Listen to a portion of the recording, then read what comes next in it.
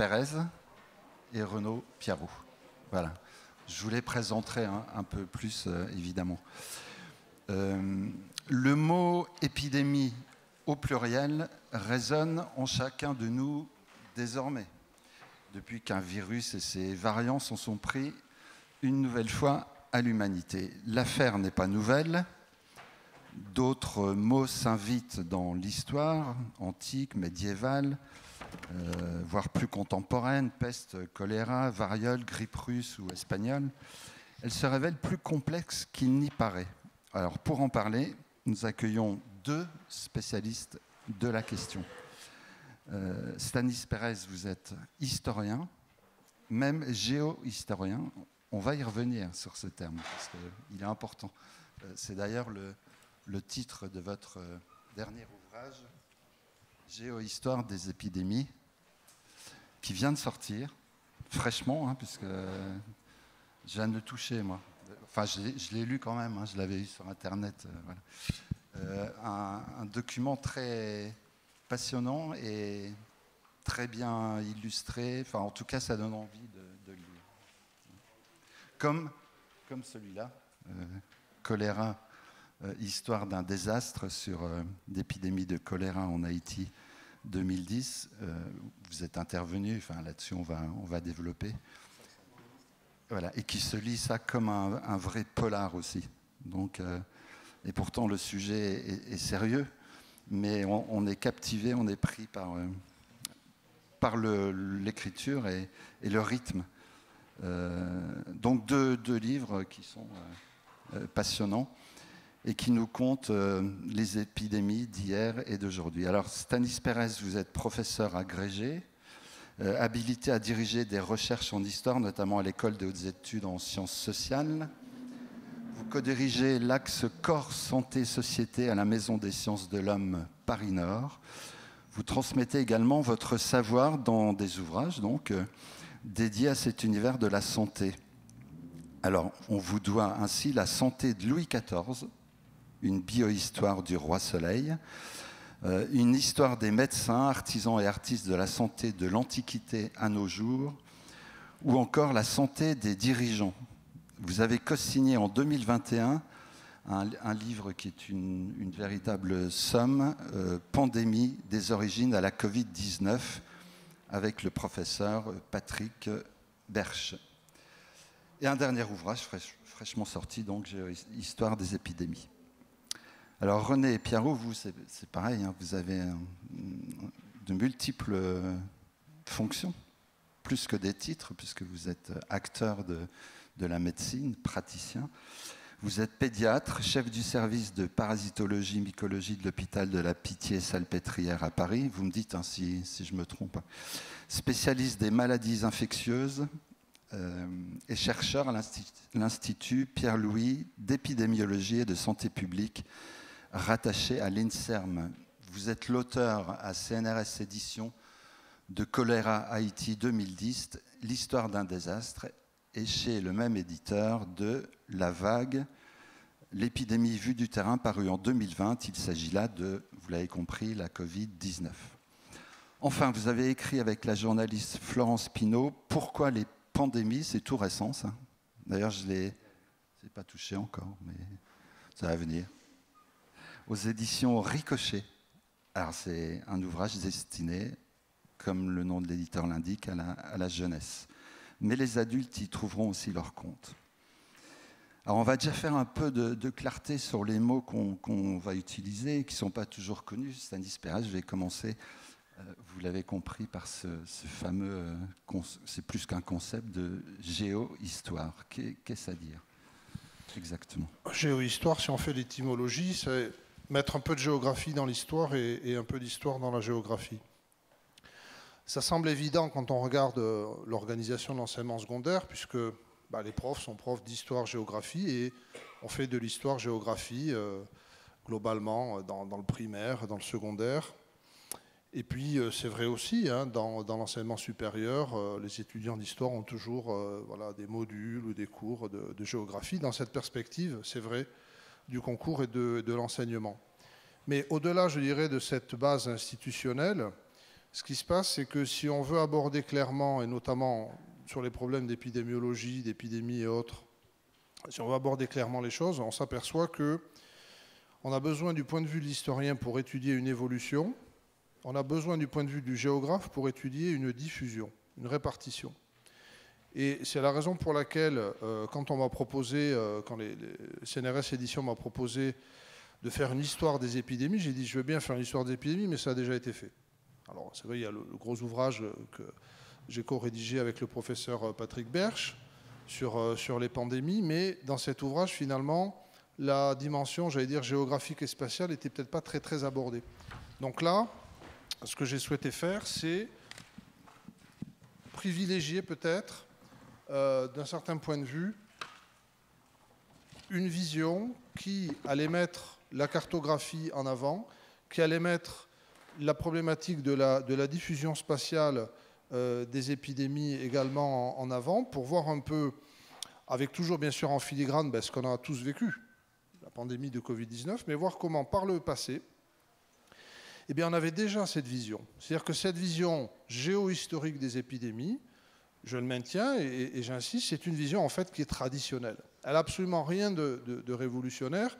Et je dirais que même quand on remonte à l'origine de la médecine dans l'Antiquité, on retrouve déjà, à l'époque d'Hippocrate, au 5e siècle avant Jésus-Christ, cette conception de maladies qui sont liées et sont également des traductions d'un déséquilibre environnemental.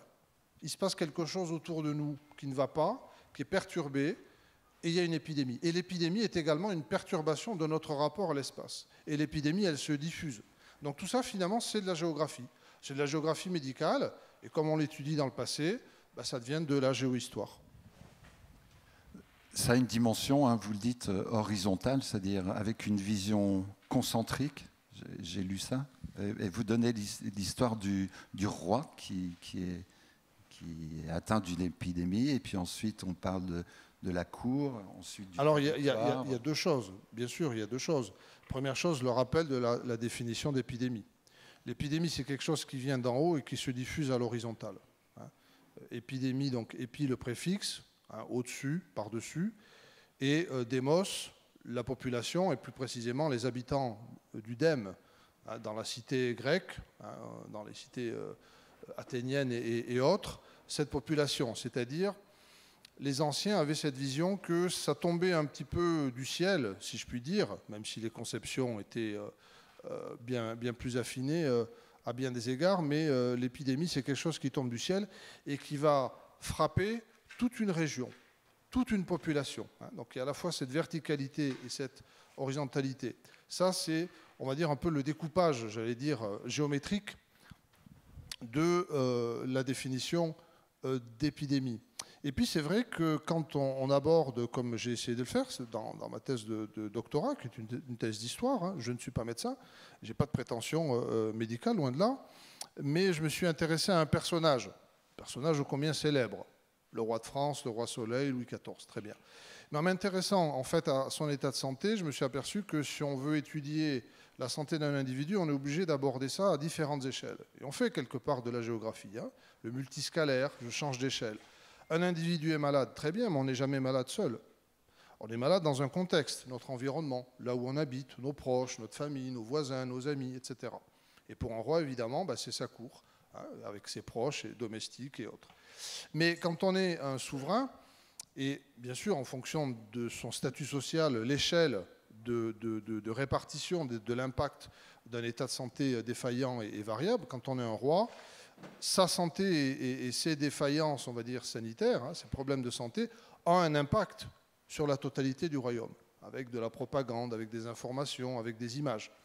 Et c'est vrai que dans ce premier travail, j'étais plus jeune, mais j'avais eu cette intuition, en tout cas cette proposition de varier les échelles. Un individu, son environnement proche, et puis peut-être quelque chose de beaucoup plus vaste. Moi, je suis attaché, mais encore une fois, en tant que profane, on va dire, en médecine, à cette vision spatiale. Parce que je crois que les interactions entre l'individu malade et puis les gens qui l'entourent, et puis la société dans son ensemble, ce sont des interactions, il y a une interdépendance à différentes échelles. Ok. Renaud Piarou, alors on a parlé d'épidémie. Juste un mot, c'est une question de langage. Pandémie, votre dernier ouvrage, c'est pourquoi les pandémies? C'est la même chose? C'est pas très différent. C'est une question d'échelle, c'est aussi une question de perception. Une épidémie, ça se voit à une échelle relativement locale, éventuellement nationale. Donc je vais changer un petit peu d'un point de vue plus médical, plus microbiologiste. C'est une bestiole qui se propage au sein d'une population. C'est vrai que la vision ancienne était que ça nous tombait du ciel, puis depuis on est allé chercher dans le microscope et on a trouvé d'autres motifs à avoir une épidémie. C'est un virus, c'est une bactérie, c'est un champignon plus rarement ou un protozoaire qui va aller de personne en personne, directement, indirectement par l'eau, par l'air, encore plus indirectement par les moustiques, et se propager dans une population. Quand ça prend vraiment de l'ampleur, que cette propagation va être à la fois intercontinentale, je ne dis pas totalement mondiale, parce que dans l'histoire, il y a toute une période où on ne sait pas trop ce qui se passait dans le Nouveau Monde, donc on peut avoir des pandémies sans aller jusqu'aux Amériques. Mais déjà, de toute façon, quand on a cette propagation d'un pathogène et de la maladie qu'il provoque, évidemment, dans une population qui va toucher plusieurs pays, plusieurs continents, là, on a plus tendance à parler de pandémie, surtout si c'est une maladie qui marque, qui est grave, qui a une forte mortalité. Parce que finalement, chaque année, on a la grippe qui se propage, les grippes saisonnières se propagent à l'humanité entière. On accepte ça et on ne dit pas que c'est une pandémie. Vous avez aussi le paludisme qui est présent sur une grande partie de la planète, mais on ne parle pas de pandémie. Mais on parle quand même de pandémie de sida, vous voyez, avec quelque chose qui s'est propagé d'un continent à l'autre et qui a marqué. Et les pandémies de peste. Donc je dirais qu'il n'y a pas une vraie définition, mais il y a une vraie perception. Une pandémie, c'est quand même un événement grave à l'échelle de la planète. Alors, l'espace, on l'a vu, est important quand on s'intéresse à une épidémie. Et pourtant, la notion de temps compte aussi. Alors, il y a le temps long, peut-être celui de l'historien, je ne sais pas, mais vous répondrez. Hein.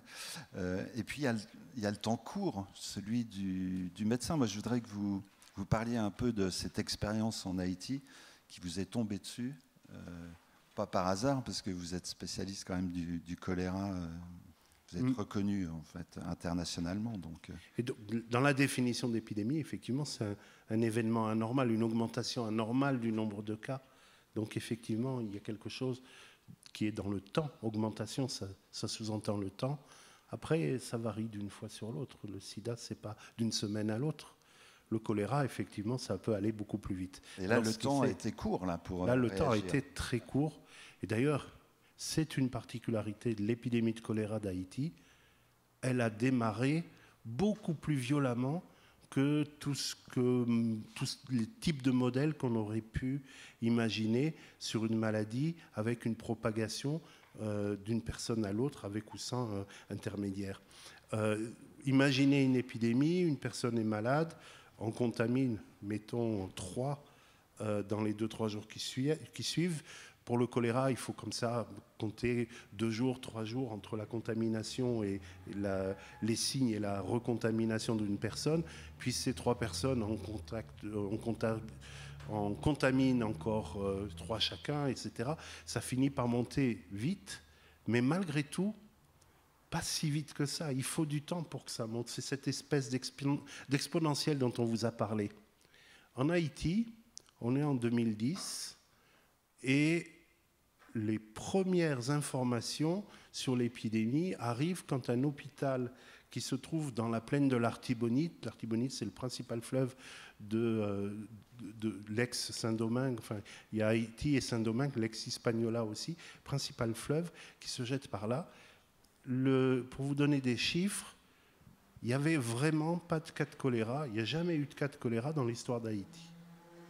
Le mercredi 19 octobre 2010, les hôpitaux rendent compte de leur activité, rien. Dans l'après-midi du mercredi arrivent les premiers malades.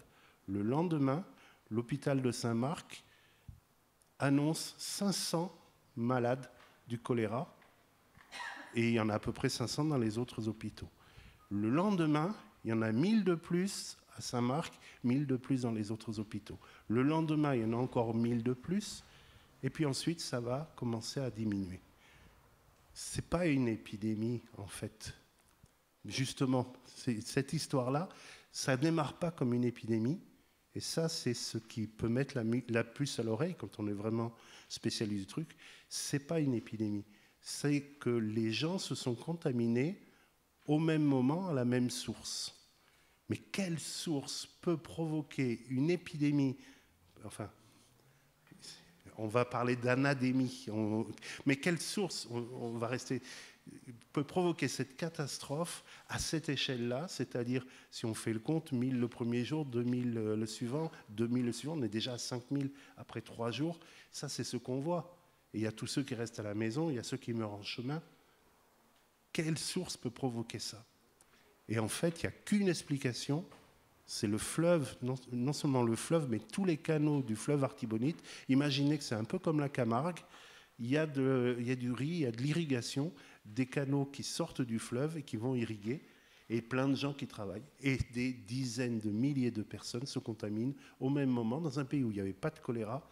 Ce jour-là, le mercredi 19 octobre, le lendemain, le 21 octobre, les gens se sont contaminés en masse. Et ensuite, ça a rediminué, mais ça a fait un tel effet booster, une telle explosion épidémique, qu'ensuite ça a déclenché une épidémie qui a touché Haïti sur l'ensemble de son territoire. Je ne parle pas encore de la cause. Si, on peut. On peut.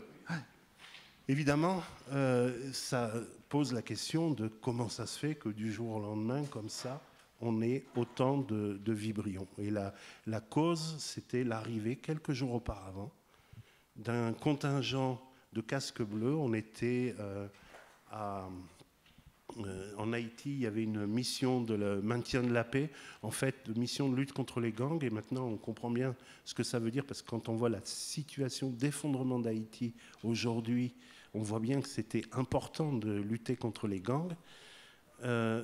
Et tous les 6 mois, les soldats sont renouvelés. Et l'ONU, finalement, on va privilégier l'envoi de soldats des pays en développement. Ça coûte moins cher, c'est plus intéressant pour les pays en développement. Et donc, ils envoient ces troupes-là. Ces troupes-là n'étaient pas... alors, c'est des soldats qui sont venus du Népal. Ils n'avaient pas été examinés spécifiquement pour le choléra. Ils avaient été mis en permission juste avant de partir. Il y avait une épidémie de choléra à Katmandou et au Népal à ce moment-là. Donc, imaginez plus de 1000 soldats qui sont en permission. Il suffit qu'il n'y en ait qu'un seul qui revient et ils partent. Pas de traitement, pas de vaccin, pas d'examen. Ils arrivent là-bas. À coup sûr, mais ça c'est une déduction parce que évidemment je n'ai pas pu démontrer ça sur place parce que je ne pouvais pas accéder aux soldats et aux données militaires, mais à coup sûr ils ont eu une épidémie de choléra, ça a rempli les fosses septiques et cet événement complètement inhabituel qu'on a vu était lié au déversement de cette fosse septique dans un affluent de ce fleuve Artibonite. Chercher les responsabilités, etc., c'est très diffus et ce n'est pas le travail de l'épidémiologiste. C'est plus compliqué que ça, mais effectivement, quand je finis ma mission, je rends compte au président d'Haïti, René Préval, je rencontre, mais très régulièrement, tous les jours quasiment, à l'ambassadeur de France et à l'ambassade de France, au ministre de la Santé, et à Edmond Mulet, qui est le patron de l'ONU sur place, le représentant du secrétaire général de l'ONU, qui s'appelle Ban Ki-moon à l'époque. Et après, c'est tout un jeu pour savoir dire ou ne pas dire cette vérité et comment cacher poussière sous le tapis, mais je ne sais pas si Alors, peut-être justement, ça me permet de rebondir avec Stanis Pérez sur cette notion d'espace-temps et de temporalité qui ne sont pas les mêmes pour le biologiste, pour le politique, pour l'historien peut-être, et ce qui fait que les intérêts étant divergents, ça peut poser des problématiques, quoi. Bah oui, ça pose des problématiques. De toute façon, la réalité sociale fonctionne avec différentes temporalités. On ne le perçoit pas toujours forcément d'emblée, mais la temporalité du microbe n'est pas forcément la temporalité du malade, qui n'est pas la temporalité du médecin. Et c'est souvent là qu'il y a des tensions qui apparaissent, parce que quand on n'est pas bien, on veut guérir vite. Et puis le médecin, il ne va pas forcément nous promettre une guérison rapide. Et puis, lorsqu'on est dans une situation d'épidémie, entre guillemets, de maladie collective, quelle que soit l'explosion et la forme de son explosion, on a toutes les temporalités qui s'ajoutent. La temporalité du politique, qui est censé voir à long terme ou à moyen terme, mais qui des fois réagit aussi à court terme, pour ne pas dire dans l'instant. On a aussi la temporalité des scientifiques. Les scientifiques ont besoin de temps, hein. Alors on l'a vu, maintenant c'est presque une évidence parce qu'on a tous vécu la Covid-19 avec est-ce que ce médicament fonctionne pas, il y a un vaccin, combien de temps il va falloir attendre. Et je crois qu'effectivement, ça fait partie aussi d'une crise.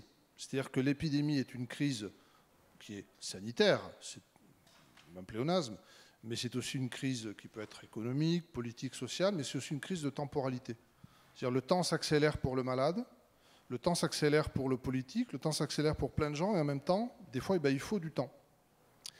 Et ces différences de temporalité, ça crée des crispations, des frustrations, des tensions, hein, pour ne pas dire des révoltes. Hein. On l'a expérimenté avec le confinement, on l'a expérimenté quand on attendait le vaccin, avec des gens qui disent c'est bien d'avoir un vaccin rapidement, mais est-ce qu'il est fiable dans la mesure où, etc., etc. Donc toutes ces questions, elles font partie aussi des crises, des crises sanitaires. C'est-à-dire il n'y a pas simplement l'état physique des populations, il n'y a pas simplement les conséquences visibles, il y a aussi cette façon de se positionner par rapport au temps, par rapport à la durée. Et ça, l'historien peut aussi, hein, alors l'épidémiologiste également, hein, puisqu'il le vit, avec des gens qui rentrent à l'hôpital et qui... le professeur Piarou l'explique très bien dans son ouvrage Choléra, des gens qui rentrent à l'hôpital le matin et l'après-midi qui sont décédés.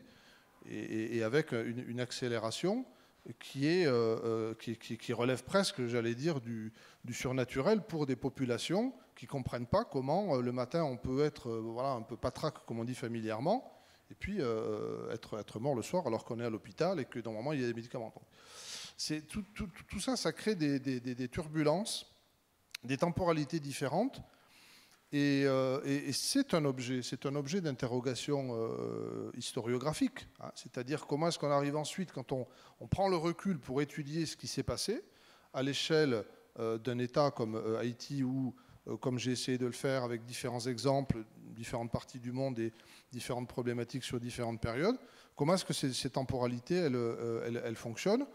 D'une façon générale, les tensions liées à ces différences de temporalité rajoutent de la souffrance. Parce que ça rajoute de la frustration, ça rajoute de l'attente ou de la sidération, parce que les choses explosent effectivement et on ne voit pas venir aussi parfois certaines décisions. Hein, moi je me souviens, avec des collègues, on se posait la question de savoir, parce qu'on avait des images de Chine, hein, on disait tiens, Wuhan, ils ont confiné, tiens c'est bizarre, et puis... Alors, il y avait des zones comme ça, on parlait de clusters, hein, du côté de l'Oise et autres. Est-ce qu'il y aura un confinement? Non, bon, ils ne peuvent pas confiner. Et puis une semaine plus tard, on avait un message présidentiel. Et là, le temps s'accélérait, mais d'une façon très brutale, finalement très violente, parce qu'on n'était pas, évidemment, ni prévenu d'un certain point de vue, ni habitué parce que c'était complètement inédit. Et ça rajoute de la souffrance. Hein, ça rajoute de la souffrance, j'allais dire psychologique. C'est aussi un objet d'histoire.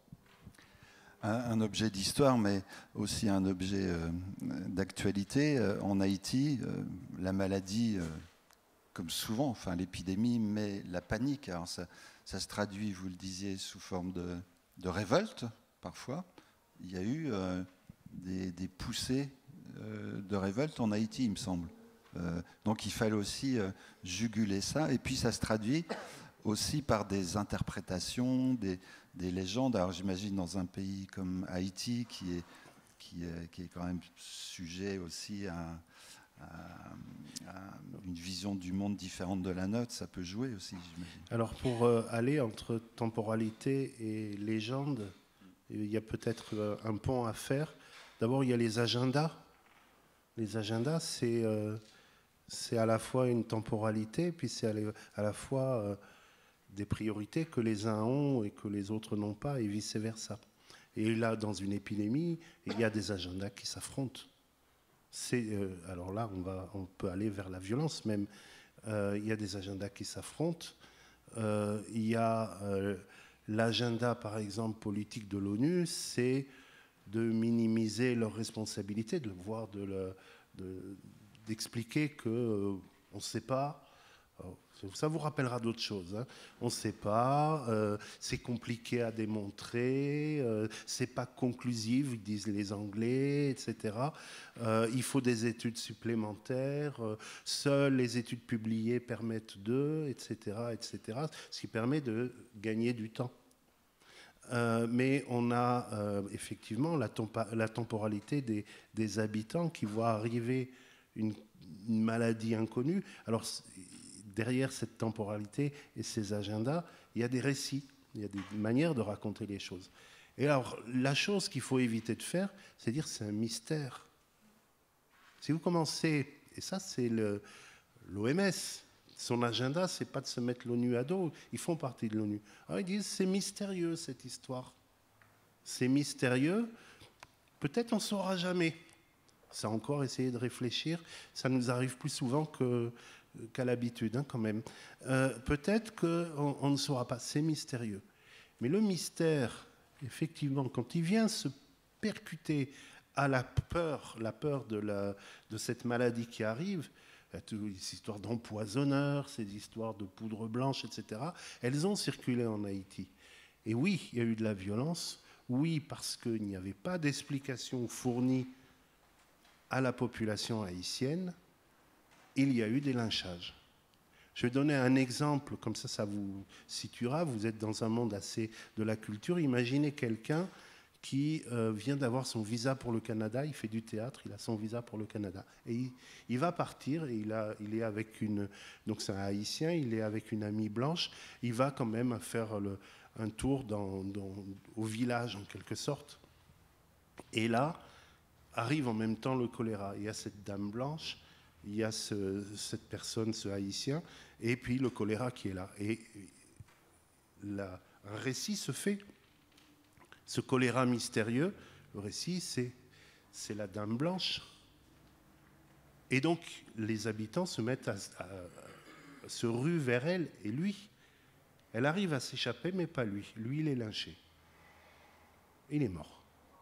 Et dans les conditions que je vous laisse imaginer, elle rentre au Canada et avec ça dans la tête. C'est ça un lynchage. Et il y en a eu des dizaines. Et on revient alors finalement à cette histoire, puisque le président du festival cette année, c'est Ronnie Broman. Alors je voudrais rendre hommage à Ronnie Broman, parce que Ronnie Broman, quand je suis parti, je correspondais avec lui, et je lui ai expliqué ce que je faisais.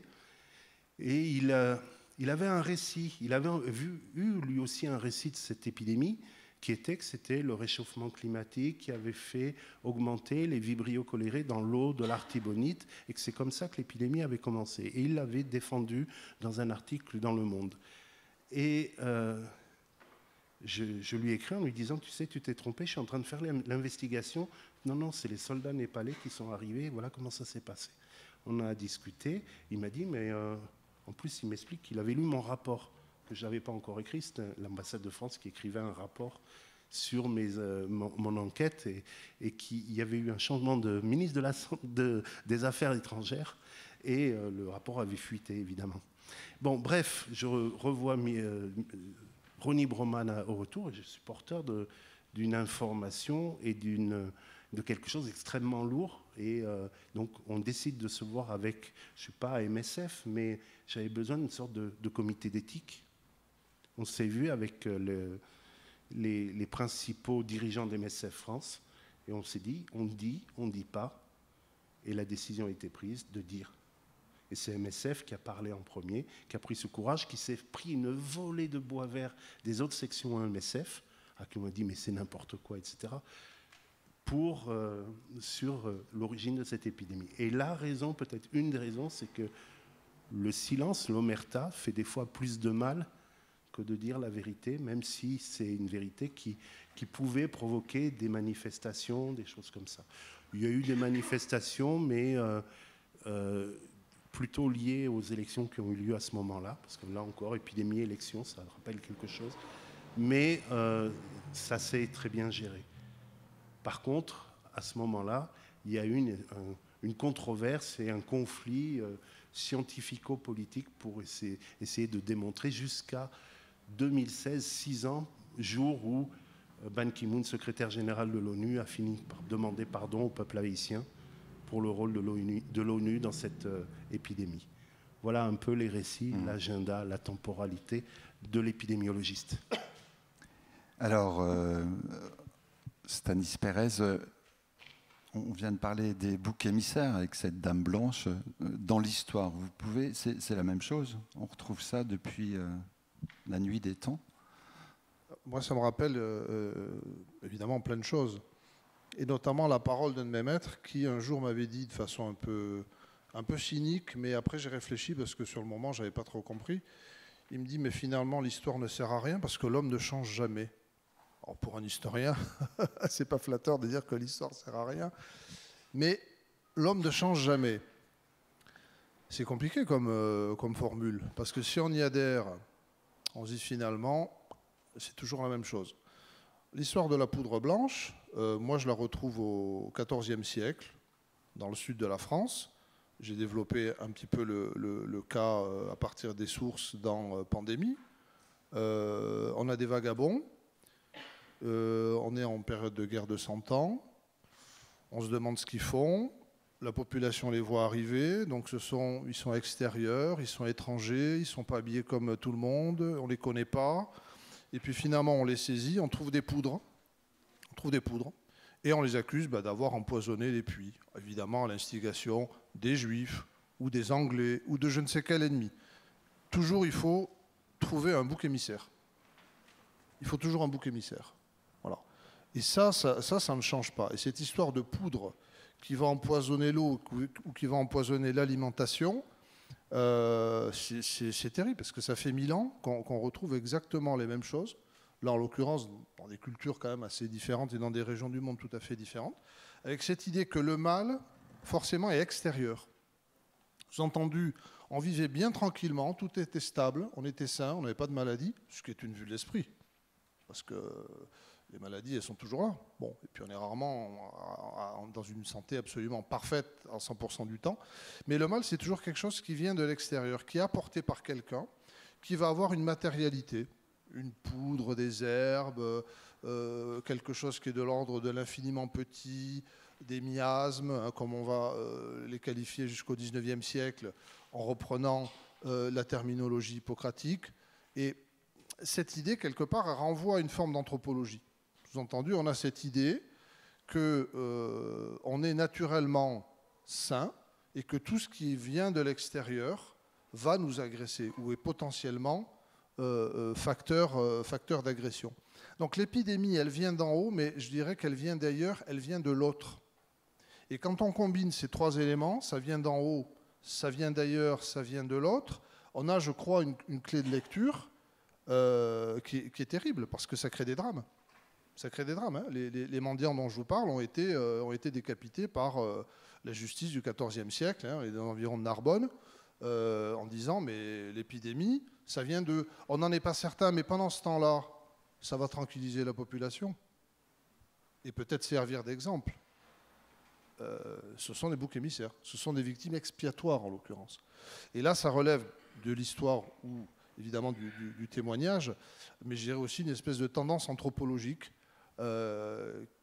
qui a toujours existé, et on est en droit quand même d'espérer qu'un jour on arrive à dépasser ça.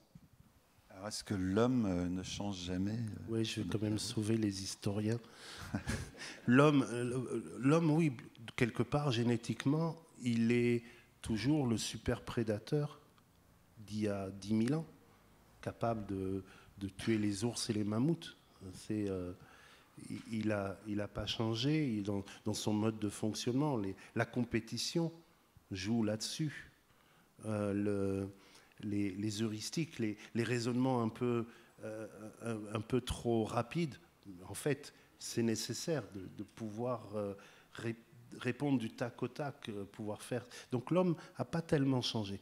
Mais l'histoire a plein de choses à raconter parce que l'environnement, lui, a changé. La manière dont l'homme vit a changé, donc ça permet des transmissions de manière différente. On n'a pas les mêmes modes de transmission des épidémies selon les périodes. On a des pandémies que s'il y a des empires, parce que tant qu'il y a des cités qui s'ignorent les unes les autres, qui se font la guerre, même un pathogène peut même faire le tour du monde, quand même.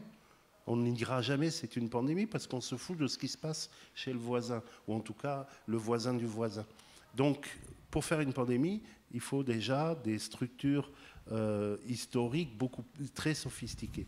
Et puis, alors, le dernier point dont on vous parle très peu, c'est que les moyens de l'homme ont complètement changé et les microbes ne sont pas les mêmes qu'à l'époque. On peut transformer des microbes, on peut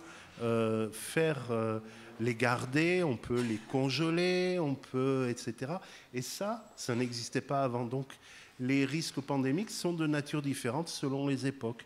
Il faut en faire le bilan et il faut mettre ça dans une perspective historique. C'est pour ça que moi, épidémiologiste, je suis en train de me plonger dans l'histoire et je croise les historiens qui font le chemin inverse. De temps en temps, on s'arrête de discuter un moment ensemble.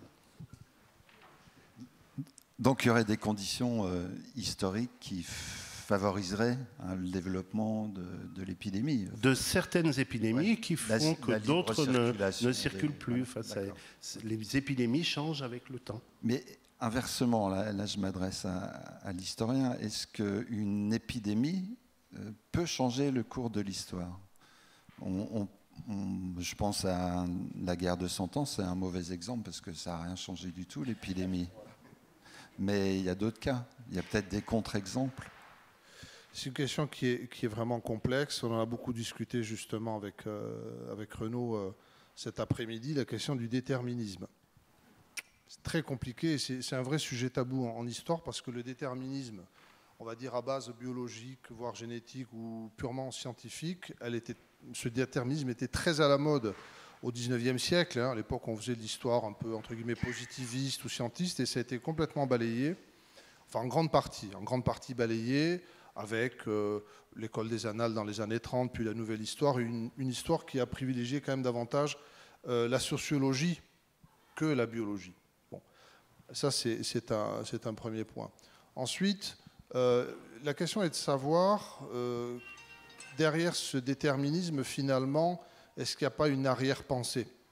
Le problème, c'est que le déterminisme du XIXe siècle biologique, dans un certain nombre de cas, il avait quand même comme arrière-pensée le nationalisme ou le racisme. Et c'est en grande partie ça qui a décrédibilisé le déterminisme, c'est-à-dire employer la science pour essayer d'expliquer des tendances, essayer de justifier des politiques, parce que le problème, il est là aussi. Essayer de justifier des choix politiques ou des choix de société en utilisant la science, mais en utilisant ce qu'on veut bien faire dire à la science ou en sélectionnant les éléments qui nous semblent intéressants. Donc, je dirais que dans une société, ce qui va déterminer l'évolution d'une société, c'est toujours multifactoriel. C'est plein de choses. Les marxistes diraient c'est l'infrastructure, c'est-à-dire c'est l'économie. Et puis d'autres diraient oui, mais c'est peut-être les mentalités. D'autres diraient oui, mais c'est peut-être la biologie. Moi, je pense qu'il faut rester modeste. Il faut essayer, il faut faire des hypothèses.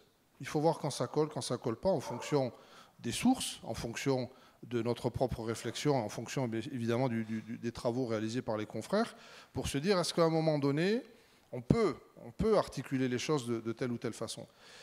Il y a quand même un risque, c'est d'utiliser la science et une certaine idée de la science, c'est-à-dire la science idéalisée, hypostasiée, idolâtrée, en disant mon discours est forcément un discours de vérité parce que je m'appuie sur la science. Mais, et Renaud Pialroux le montre très bien dans Choléra, on peut partir d'éléments scientifiques, les articuler à d'autres éléments, mais avec une certaine mauvaise foi qui donne des résultats tout à fait catastrophiques. On a pu dire, c'est une hypothèse, qu'il y a eu des aléas climatiques qui ont précipité la chute de l'Empire romain. Donc ça, c'est du déterminisme, en théorie ancien, mais qu'on retrouve dans des travaux assez récents, outre-Manche et outre-Atlantique, qui disent, bah oui, en fait, il y a eu des aléas climatiques, et puis les récoltes ont baissé, et puis comme les récoltes ont baissé, il y a eu des épidémies, les prix ont monté, c'était la pagaille, c'était l'anarchie, parce que l'inflation, etc. Et ensuite, hop, vous avez les invasions barbares, et c'est la chute de l'Empire romain. Donc vous voyez comment on peut articuler les choses. Mais dans un certain nombre de cas, et je veux absolument que mon collègue évoque cette question, respectueusement évidemment, mais un aléa climatique qui va transformer les sociétés ou qui va créer une épidémie, c'est aussi ce qui a été dit pour l'épidémie de choléra. Oui, tout à fait. Il y a, alors déjà, on en revient presque à l'explication des épidémies qui, depuis les temps les plus anciens. Alors on peut aller à Hippocrate et à Galien, Hippocrate en particulier, faisait un lien entre l'alignement des astres, les saisons et la qualité de l'air et finalement l'arrivée de telle ou telle maladie. Et ça correspondait à quelque chose d'observé aussi. Il y avait plus d'infections respiratoires en hiver, plus de diarrhée en fin d'été, et dans les zones où il y a du paludisme, plus de paludisme à cette période-là aussi. Donc ces choses-là existaient. Le choléra quand le choléra d'ailleurs, c'est une maladie quasiment de l'époque contemporaine. Je sais pas. Enfin, on est au 19e siècle. Ça commence en 1817, les pandémies de choléra. Avant, c'est quelque chose de localisé. Ces pandémies de choléra, d'abord, elles sont dans un contexte. Pourquoi il y a pandémie de choléra? Parce que les malades peuvent circuler, enfin, les personnes, vous avez vu, le choléra, c'est rapide. En quelques jours, on se contamine, on a la diarrhée, et puis encore quelques jours, et puis on est vivant ou on est mort à la fin, mais on ne transmet plus au bout de 8-10 jours. Donc, quand on avait des transports qui étaient lents, des caravanes qui mettaient un temps fou et des bateaux qui faisaient des traversées de plusieurs semaines ou plusieurs mois, le choléra restait dans son berceau, en quelque sorte, en Inde, autour du golfe du Bengale. Et puis, avec l'accélération des transports, avec l'urbanisation, avec le problème de l'accès à l'eau, puisque le choléra se transmet par l'eau, l'accès à l'eau dans les grandes métropoles, la ville de Londres qui atteint 1 million d'habitants avant même la fin du XVIIIe siècle, Paris qui rejoint quelques dizaines d'années après. Donc ces mégapoles avec énormément de gens qui sont là dans des conditions très difficiles et un accès à l'eau qui n'est pas du tout assuré, c'est de l'eau de surface qu'ils boivent en fait dans les réseaux. Le choléra arrive, le choléra peut se transmettre et va suivre l'empire de l'époque. C'est un empire commercial en quelque sorte. L'Angleterre, la France, et il va aller vers l'Amérique du Nord, il va aller vers l'Afrique, il va devenir une pandémie avec des vagues successives qu'on va appeler première, deuxième, troisième, quatrième, cinquième pandémie. Et tout ça se fait effectivement lié au contexte. Mais la vision qui en est donnée, ces villes, ces quartiers, ces faubourgs où il y a du choléra, ça sent mauvais. Et la théorie des miasmes, de cet air qui est chargé d'impuretés, qui venait de l'Antiquité, est toujours là, elle est renforcée par ces pandémies de choléra. Et puis ça disparaît parce qu'il y a les travaux des premiers épidémiologistes qui raccrochent le choléra à l'eau potable. Ils se font rouler dans la boue pendant un certain temps, mais finalement cette histoire avance. Les villes sont améliorées, l'hygiène des villes est améliorée, c'est le mouvement hygiéniste et le choléra disparaît. Il disparaît en Europe, il disparaît en Amérique. Et puis il réapparaît en 1960. C'est une longue évolution, il réapparaît en 1960 et quelque temps après, une biologiste trouve des vibrio cholerae dans l'estuaire chez Elpic, c'est près de Baltimore. Il trouve des choses qui ressemblent à des agents du choléra. Et elle fait le rapprochement, elle dit, en fait, le choléra, ça vient bien de l'environnement. Et son histoire plaît, elle se développe. On voit des relations entre le choléra et la mousson, on voit des relations entre la température de l'eau, la pluviométrie, la quantité de plancton, la couleur de l'eau. Donc on peut rechercher ça par satellite. Ça a un succès fou, sauf que c'est faux, ça ne marche pas. Mais ça a tellement plu que c'est devenu un paradigme. Et enlever un paradigme, c'est quelque chose de très compliqué. En fait, le choléra, l'agent vibrio cholerae, il ressemble à celui qui est dans l'environnement, il en est même issu, mais il a une particularité, il synthétise une toxine que les autres ne savent pas synthétiser.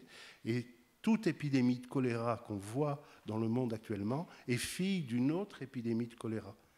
Elle n'est jamais émergente depuis un environnement et quelque chose de différent. Sauf qu'Haïti a donné toutes les raisons de croire que cette théorie était bonne, puisqu'on était dans le bas de l'Artibonite, on était dans les rizières, on était dans un delta. Vu de très loin, c'est la superbe démonstration. Cette année-là, ce n'était pas un phénomène El Niño, mais il y avait un phénomène La Niña, qui est le phénomène inverse. Et c'est cette théorie qui a été développée, présentée même avec des arguments falsifiés. Effectivement, je le montre dans le livre, des cartes falsifiées, et on peut le montrer, mais publié dans des très grandes revues, la revue de l'Académie des sciences des États-Unis, pour asseoir cette théorie. Et là où c'est grave, c'est que ça a permis pendant des années à l'ONU de dire il y a controverse. Les gens ne sont pas d'accord. Si ça se trouve, ce n'est pas les soldats. Et donc, ils n'ont pas pris les mesures pour aider Haïti à se débarrasser du choléra. Ça a pris un temps fou. Ils ont quand même financé, et j'en termine, mais ils ont quand même financé, et l'UNICEF, agence de l'ONU, a fait un excellent travail de ce côté-là. On a pu travailler ensemble, on a pu arrêter le choléra. Puis il est revenu 3 ans et demi après dans un contexte de guerre des gangs. Mais l'ONU a perdu tout son crédit parce que les épidémies, c'est quelque chose qui circule dans la population. Pour lutter contre les épidémies, il faut la confiance de la population. Et l'ONU a perdu toute confiance de la population. Maintenant qu'il y a besoin de réintervenir pour lutter contre les gangs en Haïti, c'est devenu un terrible problème. Donc la MINUSTAH a perdu la guerre à cause d'une épidémie de choléra. Et on se retrouve dans cette situation où on ne peut pas régler ce problème. En 2 mots, les gangs utilisent aujourd'hui, ont utilisé un germe de choléra pour leur action néfaste? Ah non, je ne sais pas. Vous ne savez pas? Je ne sais pas, mais la reprise du choléra s'est faite dans un contexte tout à fait particulier. C'était l'année dernière. D'abord, il y a eu l'assassinat du président d'Haïti. Dans son palais, la nuit, il appelle au secours, personne ne vient. Et on semble que ce sont des Colombiens, donc des narcotrafiquants, qui l'abattent. Ensuite, son Premier ministre a peu de légitimité, vient juste d'être nommé. Et donc des gangs se mettent dans l'idée de renverser le gouvernement. Pour ça, il faut qu'ils prennent contrôle d'un quartier particulier qui est le quartier Vareux, où il y a le terminal pétrolier. Pour prendre le contrôle du terminal pétrolier, ils attaquent le quartier juste à côté, qui s'appelle Brooklyn. C'est une attaque violente, avec plus de 300 morts, des viols, des maisons brûlées, etc. Ça, c'est au mois de juillet. Et début septembre, ils bloquent le terminal Vareux, donc à 500 mètres de là. Et où est-ce que le choléra démarre? 3 ans et demi, on ne voit plus rien. Il démarre effectivement dans ce quartier-là, dans ce quartier Vareux. Et que font les gangs? Ils empêchent l'accès au pétrole, ils empêchent donc la circulation des véhicules, ils empêchent la production d'eau potable, ils empêchent les hôpitaux de fonctionner, et ça lance l'épidémie de choléra. Dans un contexte comme ça, on aurait pu se poser quand même la question de l'origine de cette épidémie, parce que on pouvait se demander si une origine criminelle est possible. Juste se poser la question, poser ça comme hypothèse. Il y a eu des articles qui ont été écrits sur cette résurgence du choléra, avec 3 ans et demi sans absolument rien, qui ont mis en avant une hypothèse environnementale. Et moi, j'ai été reviewer d'un article dans le New England Journal of Medicine, qui est donc la plus grande revue médicale au monde. En tant que reviewer, j'ai dit c'est quand même important de citer toutes les hypothèses possibles, un porteur chronique, une cause environnementale, mais aussi une hypothèse criminelle, parce que le contexte est tout à fait particulier. Ça n'est pas apparu dans l'article final. Je ne sais même pas si la revue a signalé ça aux auteurs. En tout cas, ça fait l'objet d'un tabou. On n'imagine pas même dans un contexte de guerre de gangs, on n'imagine pas qu'une épidémie soit provoquée par l'homme. Voilà, c'était ça le... Oui, tout à fait. Merci pour les précisions. Donc il est 17h15, on doit les libérer à 17h30 parce qu'ils ont un train à prendre. Je veux vous passer la parole aussi, mais j'ai quand même une question à vous poser parce qu'elle me paraît essentielle. Vous dites, elle aborde la complexité, d'ailleurs on l'a vu, hein, du traitement, de la gestion d'une épidémie. Vous dites c'est un fait total, il faut tenir compte de tous les paramètres, évidemment, quoi, mais y compris tout ce qui circule, les oppositions, il faut tout prendre en compte. On l'a vu avec la Covid, on a vu les antivax, on a vu, etc., etc. Et vous dites, il ne faut surtout pas ignorer tout ça. Alors, vous pouvez nous préciser le fond de votre pensée? En 2 mots, mais je pense que, hélas, on ne peut pas se contenter de faire une opposition, ou en tout cas de partir d'une opposition entre le vrai et le faux dans une situation d'épidémie. La vérité, elle est plurielle, et là aussi, j'allais dire, le faux, avec les fake news, les rumeurs, les légendes, les complots, etc. Mais ça fait partie de l'épidémie. Ça en fait partie. Ça fait partie également, quand je dis d'un mal à traiter, c'est une réalité qu'il ne faut pas négliger. Et quand on observe les sources, on s'aperçoit que dès qu'il y a une situation de crise sanitaire, j'entends, on a la version officielle et puis on a des versions alternatives. Alors l'historien, il s'intéresse, on va dire, un peu à toutes les versions. Mais je dirais que même le décideur, à l'instant T, c'est-à-dire face à une épidémie ou à une pandémie, est obligé de tenir compte d'une réaction qui peut être une réaction qu'on peut taxer de maladresse, d'ignorance. Il y a aussi des gens de mauvaise foi, il y a des gens malfaisants, mais il y a aussi des gens qui sont ignorants, qui sont peut-être crédules. Et le volet, je dirais, l'environnement psychologique, on a beaucoup parlé d'environnement. Il y a l'environnement, j'allais dire, géographique, bien sûr, qui est essentiel, mais l'environnement psychologique, ça fait aussi partie des épidémies et des crises sanitaires majeures. Et on s'aperçoit que dans l'histoire, on aurait pu développer sur de multiples exemples la peste de Moscou à l'époque de Catherine II, où on a un confinement, où on a des mesures sanitaires drastiques, port du masque pour les médecins, distanciation sociale, révolte effectivement, et puis des rumeurs qui circulent. La répression n'est pas toujours la meilleure des solutions. Je le dis de façon un peu ironique, évidemment, mais c'est vrai que face à une situation de crise, souvent, l'État a tendance à renforcer son arsenal exécutif, voire législatif. On a parlé de dictature sanitaire la première fois à l'occasion de la grippe espagnole au Mexique, dans les années 1917-1918, et c'est une expression qui est revenue au moment des confinements liés à la Covid-19, avec cette incompréhension. Et c'est vrai que ces vérités plurielles, ce renforcement de l'autorité, ce renforcement de l'encadrement, ça pose beaucoup de questions. Ça pose beaucoup de questions. Le retour à la normale, c'est-à-dire le retour à la santé collective, c'est aussi un retour à la sérénité. Et c'est là où, en fait, on peut se poser la question, c'est une question ouverte, d'ailleurs, j'ai d'assez bons rapports avec Jean-François Delfrécy pour dire les choses, mais finalement, dans ce comité de spécialistes, on avait bien sûr des gens qui étaient des spécialistes de virus, qui étaient spécialistes de coronavirus, de maladies pulmonaires, etc. Mais est-ce qu'il y avait beaucoup de sociologues, est-ce qu'il y avait beaucoup de psychologues, est-ce qu'il y avait beaucoup même de pédiatres, de gens qui étaient capables d'analyser aussi le ressenti des populations? Peut-être pas. Il est à souhaiter, non pas qu'il y ait une nouvelle pandémie, mais un jour sans doute il y en aura une, mais qu'il y ait une approche plus globale, pluridisciplinaire effectivement, qui traite à la fois, j'allais dire, les corps et les âmes. Une belle formule. Hein?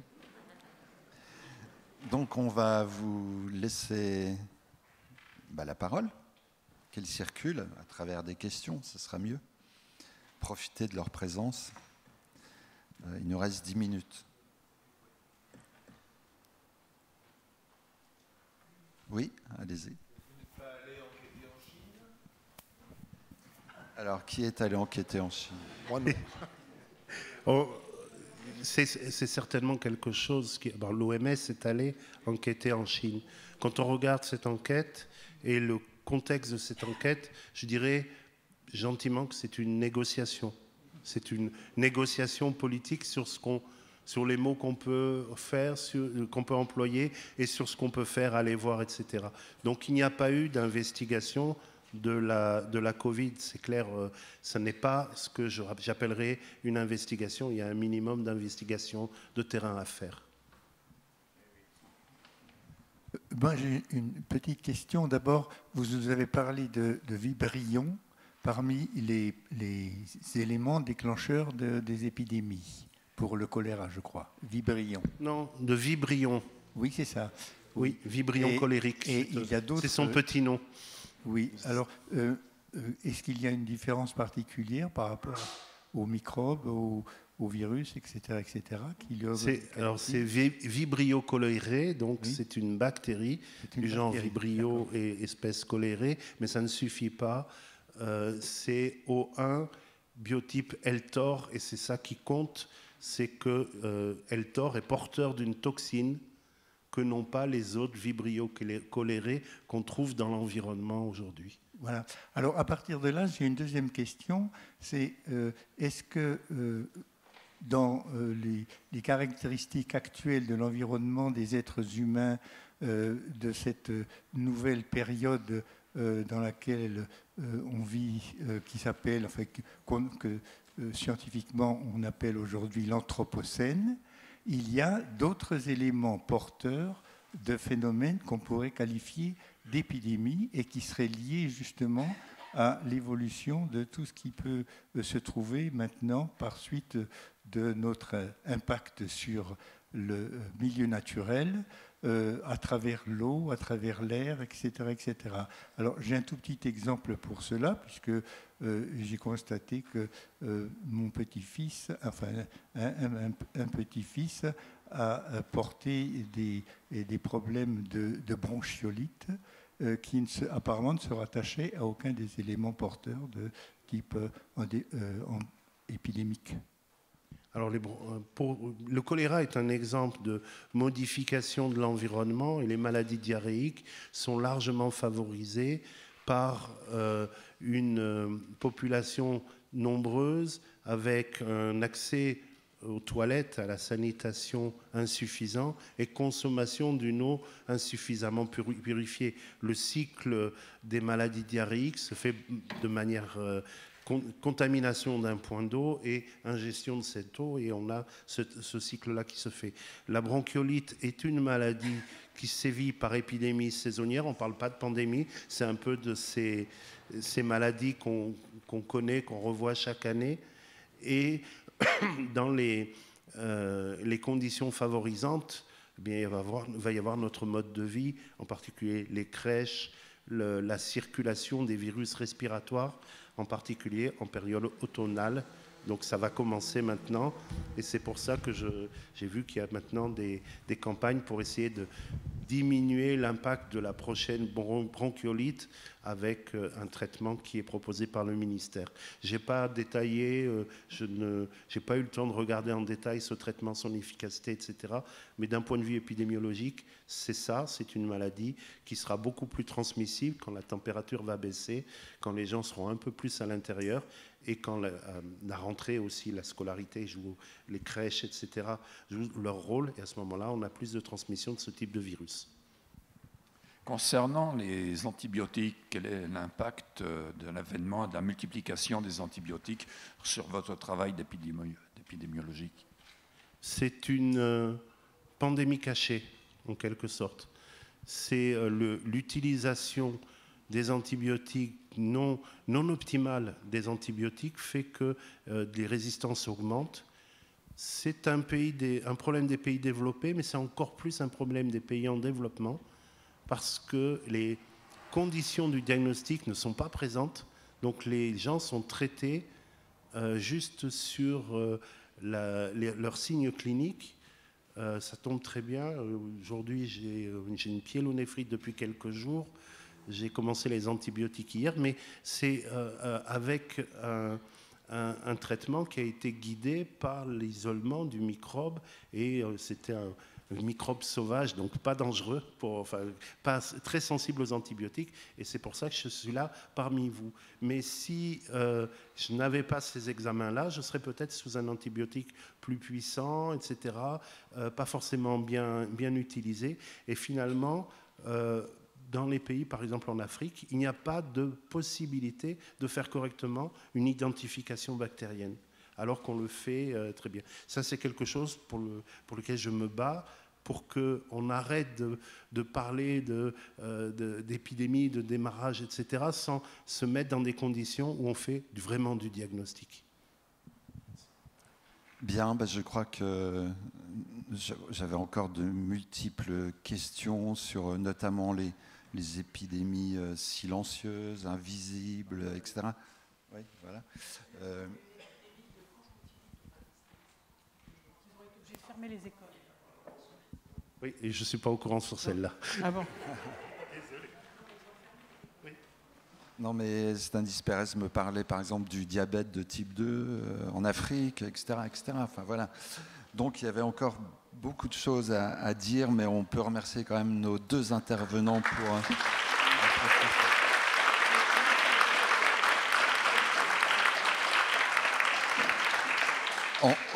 En souhaitant que leurs travaux de praticiens, de chercheurs, historiens nous aident à préserver l'avenir. Mais ça, bah oui.